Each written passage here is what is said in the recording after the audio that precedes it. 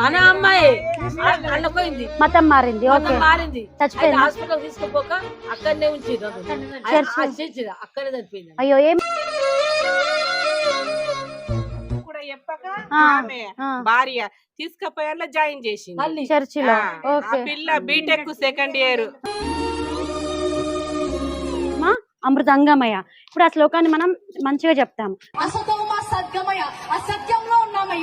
వేద పండితులట ఎవరి కోసం రాశారట తెలుసా? ఈ 3 లైన్లు యేసయ్య కోసం రాశారట.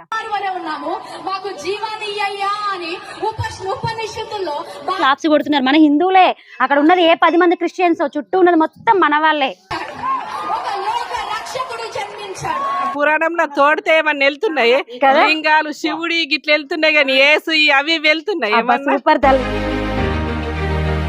ఆచరిస్తారా తల్లి? అలా చూస్తే అసలు అసహ్యం వాళ్ళకు. క్రిస్టియన్స్ ఎవరైనా పోను ఆ మాట కూడా, ఎందుకంటే చచ్చిపోయిన ఆయనని బతికించిందని చెప్పింది, అది కరెక్ట్ కాదని. నమస్కారం, జై శ్రీరామ్. ఇంతకు ముందు ఈ ఊర్లో ఇంటింటి ధర్మ ప్రచారం చేశాను. అట్లాగే ఇక్కడికి ముత్యాలమ్మ టెంపుల్లో చేశాను, హనుమాన్ టెంపుల్ అందరినీ కూర్చోబెట్టి జాగృతం చేస్తాము. అట్లాగే భూలక్ష్మి మాత టెంపుల్ ఉంది కదా, అక్కడ కూడా నేను జాగృతం చేస్తాము. అయితే నేను ఒక విషయం చెప్తానమ్మా. మొన్న ఒక పెద్ద మీటింగ్ జరిగింది, క్రిస్టియన్ అమ్మాయి అన్నమాట. ఓకేనా, ఒక క్రిస్టియన్ అమ్మాయి యంగ్గానే ఉంది, జీన్స్ ప్యాంట్ టీ షర్ట్ వేసుకొని వచ్చింది. ఇప్పుడు మనం ఎక్కడన్నా సభలు పెడుతున్నామంటే, మనం గుళ్ళకి వెళ్తున్నామంటే ఎలా వెళ్తామమ్మా? చీర కట్టుకొని మంచిగా వెళ్తాం. ఆ అమ్మాయి ఒక మీటింగ్కి వచ్చింది, జీన్స్ ప్యాంటు టీ షర్ట్ వేసుకుని, నెత్తి మీద శాంటా క్లాస్ పెట్టుకుంటారు చూడండి, క్యాప్, క్రిస్మస్ క్యాప్, ఆ క్యాప్ పెట్టుకొని వచ్చింది. వచ్చితే అక్కడ చుట్టూ ఉన్న వాళ్ళు ఎవరో తెలుసా అమ్మ? ఆ మీటింగ్కి వచ్చిన వాళ్ళు సగం మంది ఎవరున్నారు తెలుసా? ఎవరున్నారు చెప్పండి? మన మందే ఉన్నారు. కరెక్ట్ తల్లి, నిజంగానే. అక్కడ చుట్టుపక్కల ఎవరున్నారంటే మన వాళ్ళే ఉన్నారు. మన వాళ్ళు ఉండి అక్కడ ఏం చేస్తున్నారు తెలుసా? ఒక క్రిస్టియన్ అమ్మాయి మన హిందూ దేవులను తక్కువ చేసి మాట్లాడుతున్నా కూడా వీళ్ళు ఏం చేస్తున్నారు తెలుసా? వీళ్ళలో వేస్తూ, విజిల్స్ వేస్తూ, క్లాప్స్ కొట్టుకుంటూ నవ్వుతున్నారు. అయితే ఆ అమ్మాయి ఏం చెప్పిందంటే ఒక శ్లోకం చెప్పింది. ఓకే, అసతోమ సద్గమయ, సమతోమ జ్యోతిర్గమయ, మృత్యోర్మ అమృతంగమయ. ఇప్పుడు ఆ శ్లోకాన్ని మనం మంచిగా చెప్తాం. అసతోమ సద్గమయ, అసత్యంలో ఉన్నామయ్యా, సత్యంలోకి నడిపించండి. తమసోమ జ్యోతిర్గమయ, చీకట్లో ఉన్నామయ్యా. అసతోమ సద్గమయ. అసతోమ సద్గమయ అంటే ఏంటమ్మా? అసత్యంలో ఉన్నాము, మమ్మల్ని సత్యంలోకి నడిపించయ్యా. అంటే మేము అసత్యంలో ఉన్నాము, ఏం తెలుసుకోలేకుండా ఉన్నాము, మమ్మల్ని సత్యంలోకి నడిపించయ్యా, దాని అర్థం. ఓకే, అది కరెక్ట్ చెప్పింది ఆ అమ్మాయి. ఓకే, మరి మేము కూడా ఒప్పుకుంటాం. నెక్స్ట్ ఏంది? సమతోమ జ్యోతిర్గమయ. మేము చీకటిలో ఉన్నాము, మమ్మల్ని వెలుగులోకి నడిపించయ్యా. అంటే మేము చీకటిలో ఉన్నాము, మమ్మల్ని వెలుగులోకి నడిపించి అంటే ఎక్కడ? మనం టెంపుల్కి వెళ్ళడం, దేవుడి దయ మనపై ఉండాలి అని. అది కూడా ఆన్సర్ కరెక్ట్ చెప్పింది తెలుసా అమ్మ?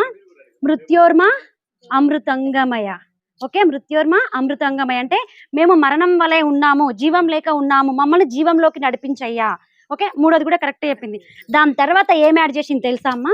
ఇదట వేద పండితులట ఎవరి కోసం రాశారట తెలుసా? ఈ 3 లైన్లు యేసయ్య కోసం రాశారట. మాకు జీవాన్ని అని ఉపనిషత్తుల్లో భారతీయ వేద పండితులు అనేక సంవత్సరాలు ప్రార్థన చేశారు. లోకమంతని కూడా వెలుగు కావాలని ప్రార్థన చేసింది. అమ్మాయి చెప్తుంది మీటింగ్ లో, ఏమని చెప్తుందంటే ఈ 3 లైన్లు ఉన్నాయి కదా, అవి లోక రక్షకుడి కోసం, మనకై ప్రాణం పెట్టిన యేసు ప్రభు కోసమట. వేద పండితులు అందరట కన్నీటితోటి ప్రార్థన చేస్తే అప్పుడట లోక రక్షకుడు, మరణం లేనివాడు వచ్చాడట. మనల్ని ఏం చేశాడట? జీవంలో లేని మనల్ని జీవం వైపు నడిపించడానికి ఆయన వచ్చాడట. మనము మరణ స్థితిలో మనం ఉన్నాము, జీవంలోకి నడిపించడానికి ఎవరు వచ్చారట? యేసు వచ్చాడట. లోకరక్షకుడు మన కోసం వచ్చాడు, ఆయన ప్రాణం పెట్టి మన పాపాలను పోగొట్టాడు అని ఆ సభలో ఆ అమ్మాయి చెప్తూ ఉంటే, అక్కడ ఆ అమ్మాయి అంత చెప్తే లోకరక్షకుడు మా కోసం వచ్చాడు, యేసు మా కోసం ప్రాణం పెట్టాడు అని చెప్తా ఉంటే, అక్కడ ఉన్న సెక్యులర్ హిందువులు మొత్తం ఏం చేస్తున్నారు చెప్పండి? విజిల్స్ వేస్తూ, క్లాప్స్ కొడుతున్నారు, చప్పట్లు కొట్టుకుంటూ క్లాప్స్ కొడుతున్నారు. మన హిందువులే. అక్కడ ఉన్నది ఏ 10 మంది క్రిస్టియన్స్, చుట్టూ ఉన్నది మొత్తం మన వాళ్ళే. ఒక లోక రక్షకుడు జన్మించాడు. ఆ ప్రార్థనకు జవాబుగా పరలోకము నుంచి అద్వితీయ కుమారుడు ఈ లోకానికి వచ్చాడు. హల్లెలూయా. చెప్పండి, వాళ్ళకు సిగ్గు శరం ఏమన్నా ఉందా? ఆ మాటలకు అక్కడ ఉన్న యూత్ మొత్తం ఏం చేసింది? అలాని మార్పేయడానికే కదా ఆ అమ్మాయి చెప్పడము. ఇప్పుడు మన వాళ్ళకేమో ఆ శ్లోకం అర్థం తెలియదు. ఆ అమ్మాయి చెప్పింది నిజంగానే యేసు ప్రభే మన కోసం ప్రాణం పెట్టడానికి లోకరక్షకుడికి వచ్చాడేమో అని మన వాళ్ళందరూ నవ్వుకుంటూ విజిల్స్ వేసుకుంటూ చప్పట్లు కొడుతున్నారు. అలా రేపు మన అమ్మాయిలమ్మ ఏదైనా ఒక శ్లోకం చెప్పమ్మా బయట మైకు పట్టుకొని అంటే ఏం చేస్తున్నారు? అబ్బో నేను చెప్పాను నాకు సిగ్గు, వాళ్ళు ఏమనుకుంటారో అని భయపడుతున్నారు. కానీ ఆ అమ్మాయి చూడండి, ఒక జీన్స్ వేసుకొని క్యాప్ పెట్టుకొని టీ షర్ట్ వేసుకొని అంత పై స్టేజ్ పైన యూత్ మొత్తం కాలేజీ పిల్లలు మధ్య వయసు వాళ్ళు మొత్తం ఉన్నారు. అందరినీ కూడా ఆ అమ్మాయి ఒక్క చేతితో ఏం చేసింది? విజిల్స్ కొట్టిపించింది.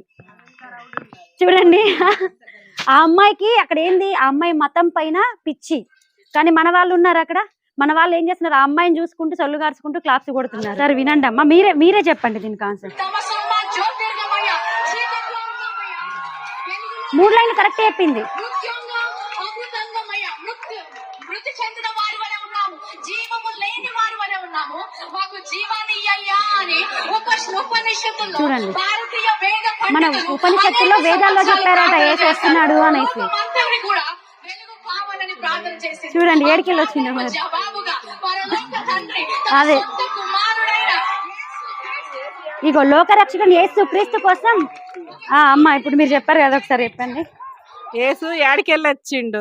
ఏడున్నాడట యేసు? అసలు ఉన్నాడా? ఏడన్నా పురాణంలో తోడితే ఏమన్నా వెళ్తున్నాయి లింగాలు శివుడి గిట్ల వెళ్తున్నాయి కానీ యేసు అవి వెళ్తున్నాయి. సూపర్ తల్లి, నిజంగా కదా. మీ పేరేంటి తల్లి? నా పేరు లలిత. లలిత. ఇప్పుడు అమ్మ చెప్పింది ఒక మాట, లలితమ్మ కదా మీ పేరమ్మ. అమ్మ ఒక మాట చెప్పింది, ఇప్పుడు మనం ఎక్కడైనా తవ్వితే శివలింగాలు బయటపడుతున్నాయి, రాముడి విగ్రహాలు బయటపడుతున్నాయి, శివుడి విగ్రహాలు బయటపడుతున్నాయి. మరి నిజంగా ఏతనుడు ఆడని ఉంటే ఆడి విగ్రహం ఒకటి బయటపడాలి కదా అని చెప్తుంది అమ్మ. నిజమే కదా తల్లి. ఇప్పుడు మీరు ఇంత మంచిగా చెప్తున్నారు కదా, నా ఉద్దేశం ఏంటంటే ఇట్లాంటి ఉంటారు అమ్మాయిలు, ఆ అమ్మాయిల వలలో మన అమ్మాయిలు కానీ మన అబ్బాయిలు కానీ పడకుండా మీరు ఎంత చక్కగా హిందూ ధర్మాన్ని పాటిస్తున్నారో మీ తరానికి, మీ వచ్చే తరానికి కూడా. మా పిల్లలు కొడుకు బిడ్డ. ఓకే, వాళ్ళు ఏం చేస్తూ ఉంటారు? బిడ్డ 2nd ఇయర్, కొడుకేమో 9th క్లాస్. వాళ్ళు హిందూ ధర్మాన్ని ఆచరిస్తారా తల్లి? వాళ్ళని చూస్తే అసలు అసహ్యం వాళ్ళకు. క్రిస్టియన్స్ ఎవరైనా మన హిందువులే ఇష్టం. అది మీరు అలా ఉన్నారు కాబట్టి, మీరు అలా పెంచారు కాబట్టి మీ పిల్లలు గాని మీ ఇంట్లో ఉన్న వాళ్ళు కూడా అదే పాటిస్తా ఉంటారు. ఏంటమ్మా? మా పిల్లలు అంటారన్న, ఎవరైనా బొట్టు పెట్టుకోక గిట్లా వస్తే ఆమెకు భర్త లేడా, అవన్నీ ఎందుకు తీసేసింది గిట్లా అని అంటారు. చెప్పేది ఉంటే మీరు అమ్మ మొగుడు ఉండగానే ముండం చేస్తుంది కాబట్టి అలా తీసేస్తారమ్మా. అవన్నీ దేవుడు అవన్నీ అద్దంటాడా? అసలు బైబిల్లో లేదు అట్లా లేదు, మొత్తము అదే ఉన్నది, మనదే బుక్ ఉంటది బైబుల్లో సుఖ అంటారు పిల్లలు. మా పిల్లలకి అన్ని తెలిసే. అలా పప్ప చెప్తాడు, అన్ని చెప్తాడు. అలా పప్ప సార్ రాజేశ్వరి ఇక్కడ ఉంటాడు, దుబాయ్ లో ఉంటాడు. కానీ వచ్చినప్పుడు పిల్లలకి మొత్తం చెప్పడం గానీ ఫోన్ లో కూడా చెప్తాడు అన్ని మన హిందూ ధర్మం గురించి. అది సూపర్ అమ్మ. అయితే అమ్మ నేను ఏం చెప్తున్నా అంటే, ఇట్లాంటి ఉంటారు కొందరు అమ్మాయిలు, ఆ వలలో మీ పిల్లలు ఎవరిని పడనీయకుండా, ఎవరైనా సరే పాస్టర్ అమ్మలు కానీ పాస్టర్ అయ్యలు కానీ పాస్టర్ వాళ్ళ పిల్లలు కానీ ఎవరు వచ్చి చెప్పినా, ముఖ్యంగా అలాంటి వాళ్ళ ఫ్రెండ్షిప్ మీ పిల్లల్ని పట్టనీయకండి. ఓకేనా? ఇప్పుడు మనం చెప్తా ఉంటాం, ఇంట్లో మనం ఎన్ని మంచి వాక్యాలు చెప్పినా బయటకి వెళ్ళి ఒక చెడు దస్తున దొరికితే ఏమైపోతుంది? మన పిల్లలు కూడా వాళ్ళ లైఫ్ స్పాయిల్ అయిపోతుంది.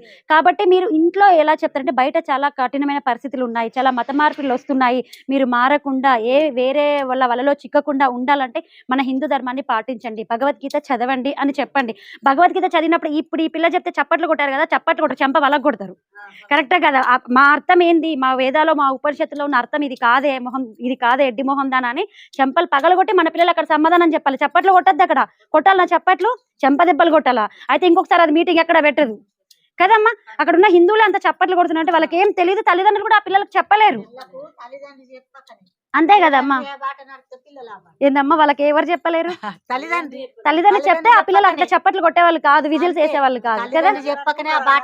అదే సభ పెట్టి జీసస్ ని తిట్టుకుంటా కొడితే వాళ్ళు విజిల్స్ కొడతారా? విజిల్స్ కొడతారా? తిట్టడానికి మీదికి వస్తారు, తిట్టడానికి మీదికి వస్తారు, లేకపోతే కొట్టడానికి మీదికి వస్తారు, రాళ్ళు వేస్తారు. కానీ మన వాళ్ళు ఏం చేస్తున్నారు అక్కడ? ఇప్పటికైనా యూత్ మారాలి, తల్లిదండ్రులు కూడా మారాలి. తల్లి వాళ్ళు చెప్పినా గానీ మన దేవుని మనం పాటిస్తాం. మన ధర్మం ఏంది మర్చిపోం, మన ధర్మంను మేము మర్చిపోకుండా. అట్లాగే ఎవరైనా చర్చకి పిలిస్తే పోతావా మరి? పోను. ఆ మాటలు కూడా ఎందుకంటే చచ్చిపోయిన ఆయనని బతికించిందని చెప్పింది, అది కరెక్ట్ కాదని తప్పు కదా. చచ్చిపోయిన ఆయన లేచిండని చెప్పి అంతా బాగా ఎవరు చూసిర్రు కదా? ఇన్నా నేను ఇన్నా అక్కడ చూసినా అది అబద్ధం అని నేను తెలుసుకున్నావా? అవును. ఎవరైనా చెప్పిరా నీకు చచ్చిపోయి లేచిండు మన పాప? అక్కడ సభ అలా జరుగుతున్నది. ఇక్కడ ఇల్లుంటే ఆరమూల ఇట్లా నేను చూసిన. అయితే నా ఎంత వచ్చి చచ్చిపోయిన ఆయనని వచ్చి బతికిచ్చి ఆయనని లేపిండని చెప్పిండు. లేపి మీరు కూడా మతాలు మారండి అని చెప్పి అయితే అక్కడ మీరు ఈ దేవుళ్ళని ఇచ్చేసుకొని నమ్మురు అన్నారు. అంటే ఇక మేమన్నాము అంటే హిందూ దేవుళ్ళు నమ్మకండి, యేసు నమ్మండి అని చెప్పి. యేసుని లేపుతాడు, చచ్చిపోయిన వాళ్ళని కూడా లేపుతాడు. ఆయన ధర్మం పాటించుండ్రు మీరు, నిజంగా భగవంతుడు వస్తాడు మనం లేపుతాడు అని అంటారు. అయితే అమ్మా ఇప్పుడు ఇంతమంది క్రిస్టియన్స్ చచ్చిపోయారు కదా, మరి ఎంతమందిని లేపిండు? మొన్న పాస్టర్లు అంతమంది చచ్చిపోయారు కరోనా వచ్చి, మరి లేపాడా? ఏ క్రిస్టియన్ అమ్మాయినా? మన అమ్మాయి అన్నపోయింది, మతం మారింది, మారింది, చచ్చిపోయింది. హాస్పిటల్ తీసుకుపోక అక్కడనే ఉంచిరు, అక్కడే చనిపోయింది. అయ్యో ఏం మరి అమ్మాయికి ఆరోగ్యం మంచిగా అయితే అక్కడ పోతే మంచిగా అవుతుంది హాస్పిటల్ బట్టి హాటా ఆటలు లేదండి, ఆరోగ్యం బాగాలేకుండే. ఒక హాస్పిటల్ తీసుకోకుండా చర్చికి తీసుకెళ్లారు. అక్కడనే ఉంచితే చనిపోయింది. ఇంట్లో భర్త కూడా చెప్పక ఆమె భార్య తీసుకుపోయాలో జాయిన్ చేసింది చర్చిలో. పిల్ల బీటెక్ సెకండ్ ఇయర్.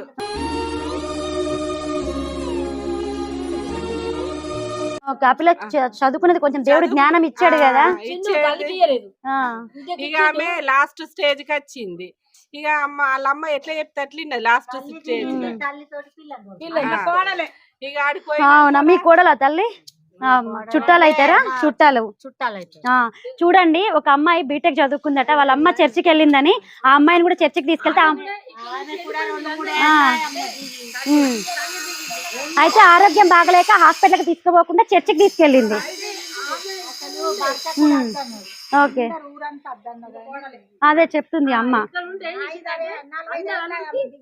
కాపల్లో ఉండి నువ్వు గన్లు ఎందుకున్నావంటే వీళ్ళందరి బాధ ఎందుకున్నావు అని